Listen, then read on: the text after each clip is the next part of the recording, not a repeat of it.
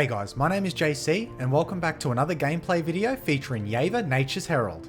In this game we put Yeva to the test to see just how powerful given mono-green flash can be. If Yeva seems like something you'd enjoy playing, make sure to stop by the channel where we do have a deck tech discussing all of the included cards as well as the overall strategy. So with that out of the way, let's get to the game.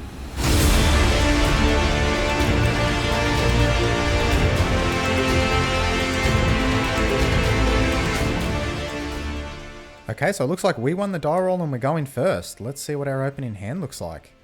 Okay, pretty good. We've got more than enough lands. We've got turn 1 ramp into turn 3 ramp. We'd like to see some card draw, but let's hope we can draw into it. We'll keep on this one. And we're playing Lathril, Blade of the Elves, Oros the Avenger, and Rasputin Dreamweaver. And we draw a Rishkar's Expertise for turns, so we got exactly what we wanted. So let's start off with our land, and we'll cast our Elvish Mystic for turn. And we'll just leave it there. Lathril plays a land into a turn 1 Soul Ring. Very good start for them. And that is their turn done. Oros plays their land for turn. And they give the 1/1 token to Rasputin. And now they cast their own turn 1 Soul Ring.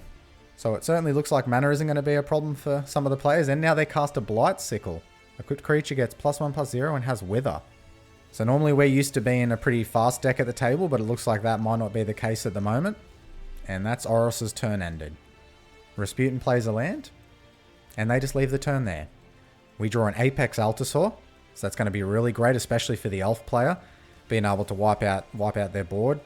So we'll start by playing our land, and then we'll get Selvala down on the board. And that's going to be our turn done.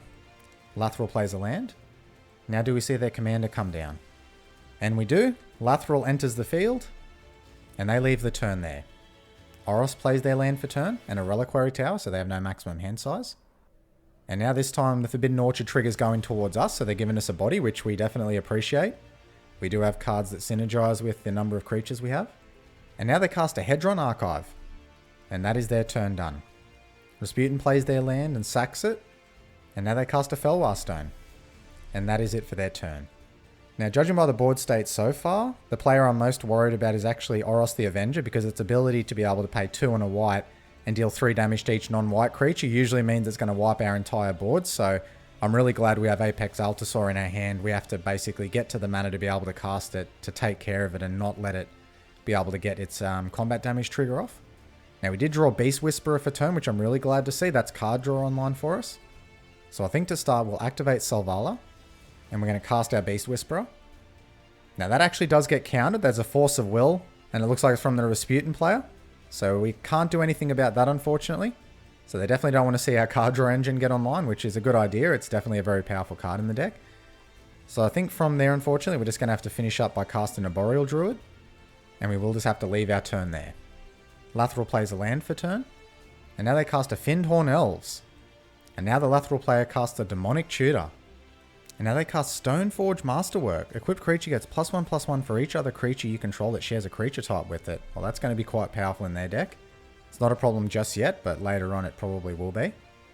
Now they move to combat. And they're swinging in the Lathril at Oros. That triggers Lathril. So now they make 2 elves.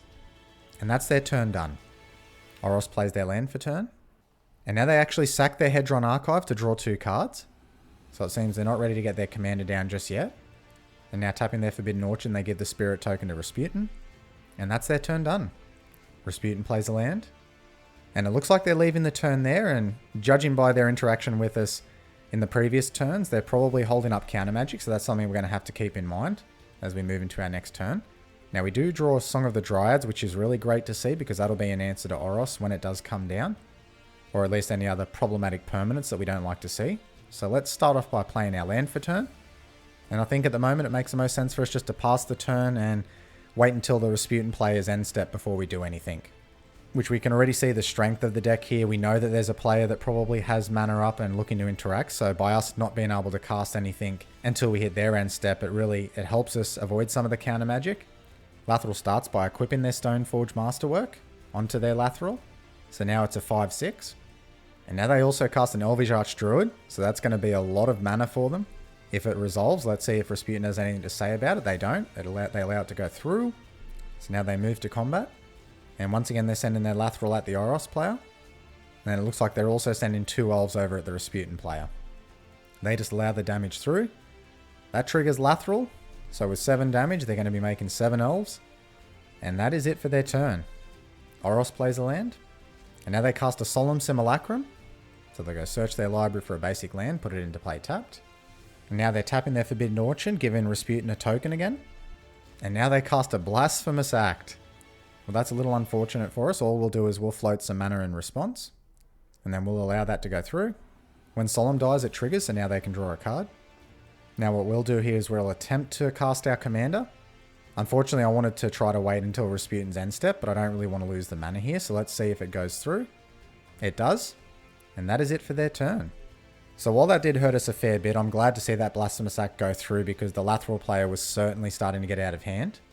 Rasputin plays a land and then they crack it straight away. Now they start by casting an Isochron Scepter. And they imprint it with a Cloud Shift. Exile target creature you control, then return that card to the battlefield under your control. And that is it for their turn. We draw a Timeless Witness, which is actually quite good. So I don't want to cast the Song of the Dryads at the moment. We're definitely far away from casting Apex Altasaur, and we unfortunately can't afford Rishkar's expertise at the moment. So I think we're just going to pass the turn here after we get some damage in, which I'd like to swing in at the Lathril player, because at the moment they'll be the ones most likely to be able to block us.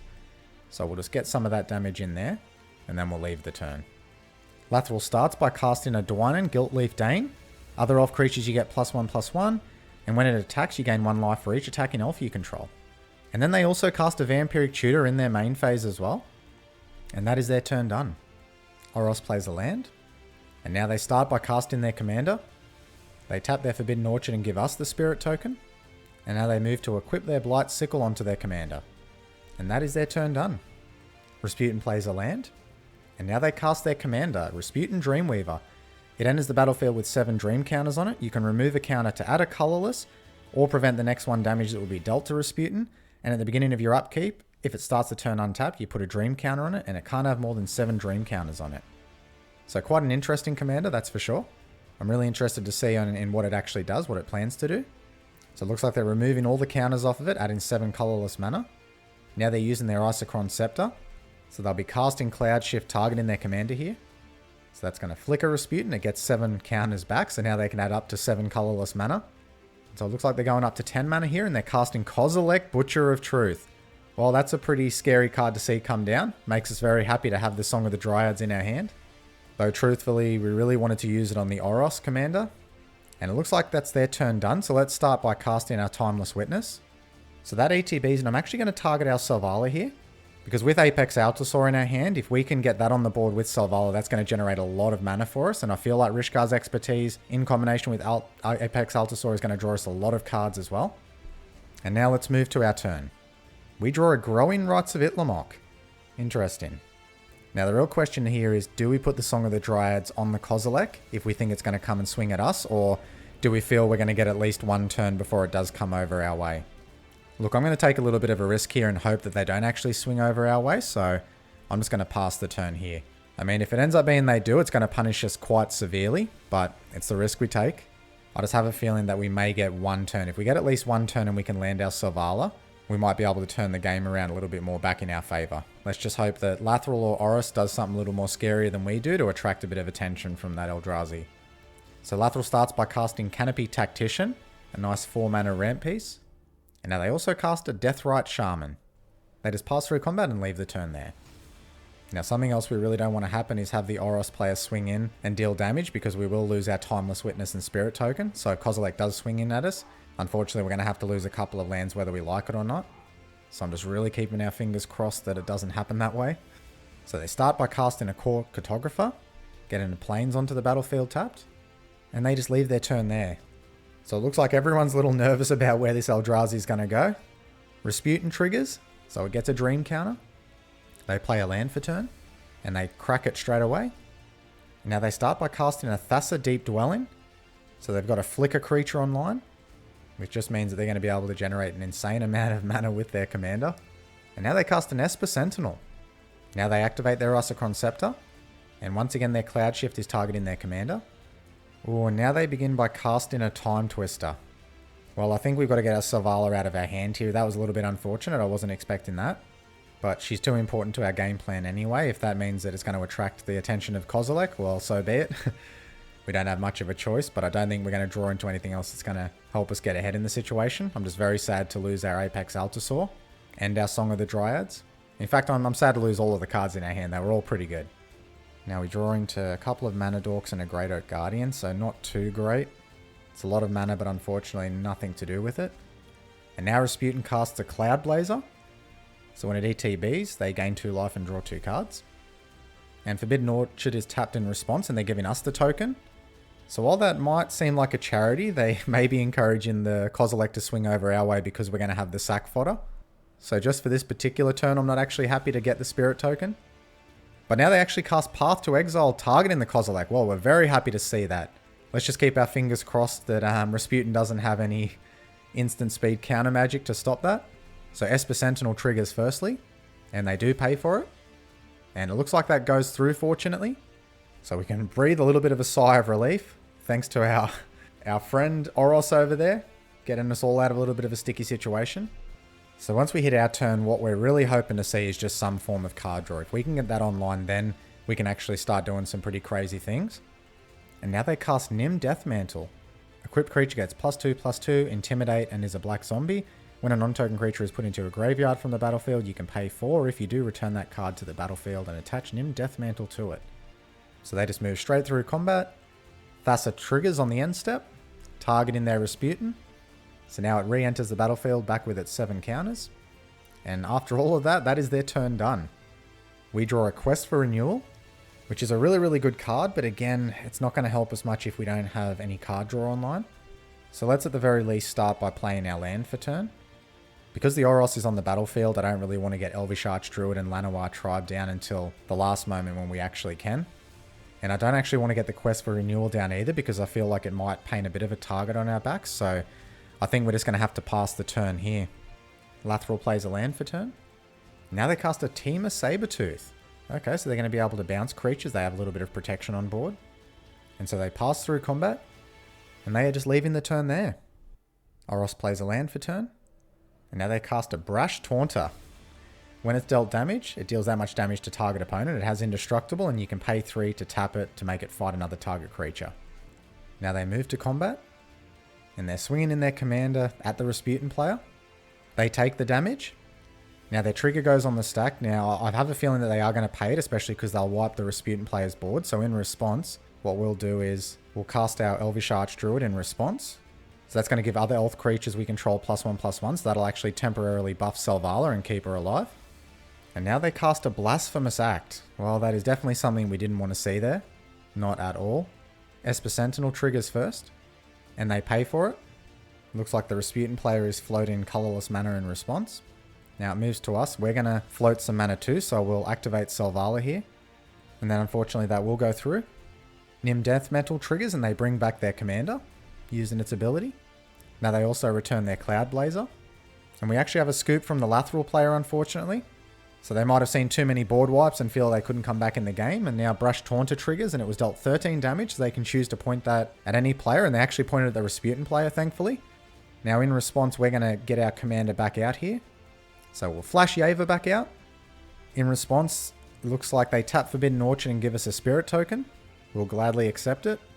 And now they equip their Blight Sickle to their Brash Taunter. And that is their turn done. Okay, so Rasputin and Mana Crypt triggers on their upkeep.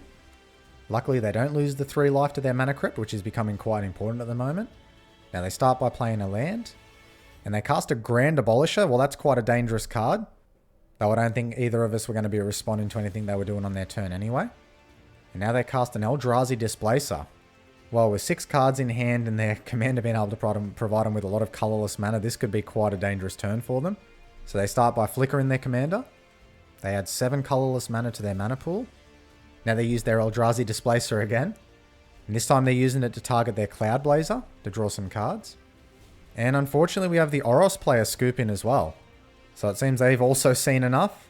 I mean, the amount of value that they're generating at the moment means that it's going to be pretty bleak for us to beat the Rasputin player, especially considering where the last player is left now.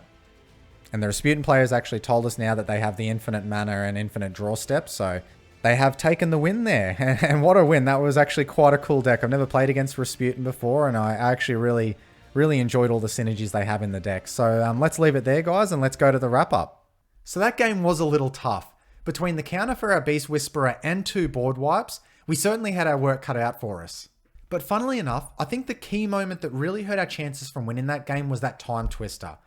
It took those strong cards that we had in our hand and ended up replacing them with lands and ramp, which ended up stopping us from progressing our game plan or interacting with the board in any meaningful way.